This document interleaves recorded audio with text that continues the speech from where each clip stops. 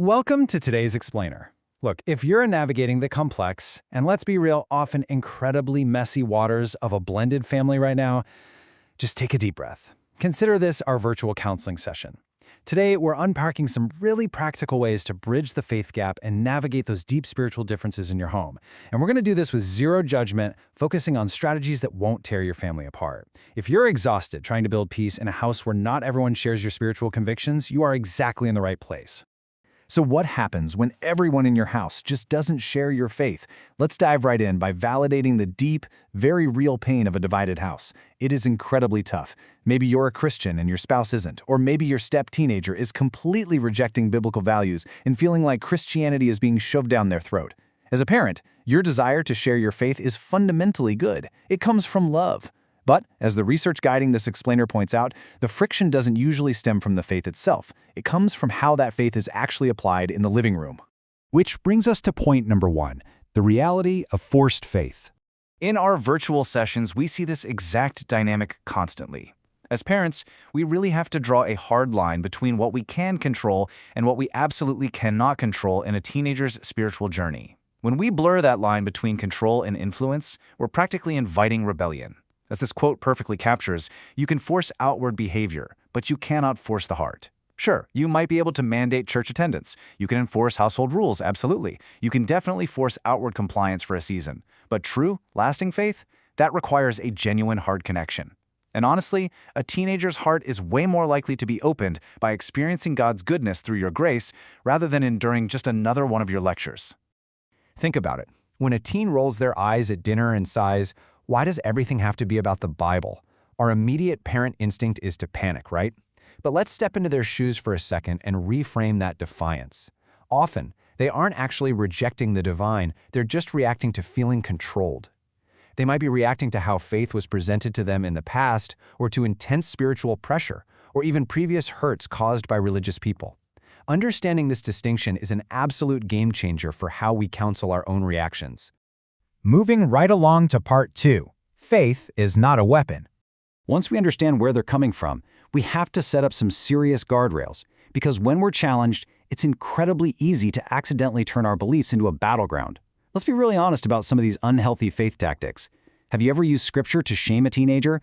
Or maybe use prayer as a quick way to avoid having a difficult, practical conversation? What about humiliating corrections, telling a defiant teen, "You're acting like the devil," or "You need Jesus"? Look, even if what you're saying contains a grain of truth, speaking truth without love just feels incredibly harsh. Always remember this. Teenagers are going to remember how safe they felt around you way, way longer than they'll ever remember the specific scriptures you quoted at them. Now, hearing all this, you might be wondering, well, do I just let them run the house? Absolutely not. That brings us to part 3, boundaries in a Christian home. In our practice, I actually like to give parents a literal script for handling this exact situation. Step 1, you acknowledge their freedom to believe differently. Step 2, you establish the household value. And step 3, you demand respectful behavior. In real life, it sounds something like this. Look, I'm not forcing you to believe in God, but I am asking you to respect the values of this home.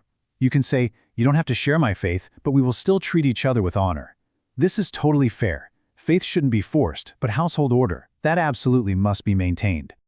Let's shift the focus inward now for Pillar 4, modeling actions over preaching.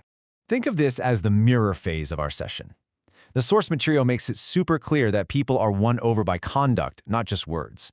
In a blended family, a non-Christian teenager is constantly watching to see if your faith actually works in real life. So I want you to treat this self-audit checklist as your homework for the week. Ask yourself, do you apologize when you're wrong? Do you manage to stay calm under pressure? Do you treat their biological parent with respect? Teenagers have a built-in radar for authenticity. They might not grasp complex theology, but they absolutely resonate with consistency, humility, and a parent who just refuses to give up on them. It is just so incredibly easy as parents to fall into the trap of thinking, hey, I'm the spiritual one here, so I'm automatically right. We really have to guard against that self-righteousness. This quote from Psalm 139 is such a powerful tool for this. Before we go asking God to change a defiant teen, we've got to be humble enough to let Him correct our own harshness, or our own impatience, or our own desperate desire for control. We have to be willing to let ourselves be shaped first.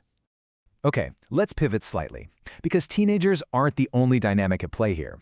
This is step 5, Navigating a divided marriage. Parenting gets incredibly tense when you're married to someone who doesn't share your faith. The solution here requires a major mindset shift. You absolutely cannot use your faith to attack your spouse or make them feel spiritually inferior. Throwing out lines like, "Well, you would understand if you were saved," that only creates deeper division. Now, you might not have full spiritual unity, meaning shared theology or joint church attendance, but you can absolutely still build household unity. You can sit down, have calm conversations, and agree on basic acceptable behaviors. Things like respect, honesty, safety, and peace in the home. You see, unity doesn't always mean agreeing on everything spiritually. Sometimes it just starts with agreeing on exactly how people will be treated under your roof. And that leads us to your ultimate long-term strategy. Pillar 6. Pray privately, love publicly.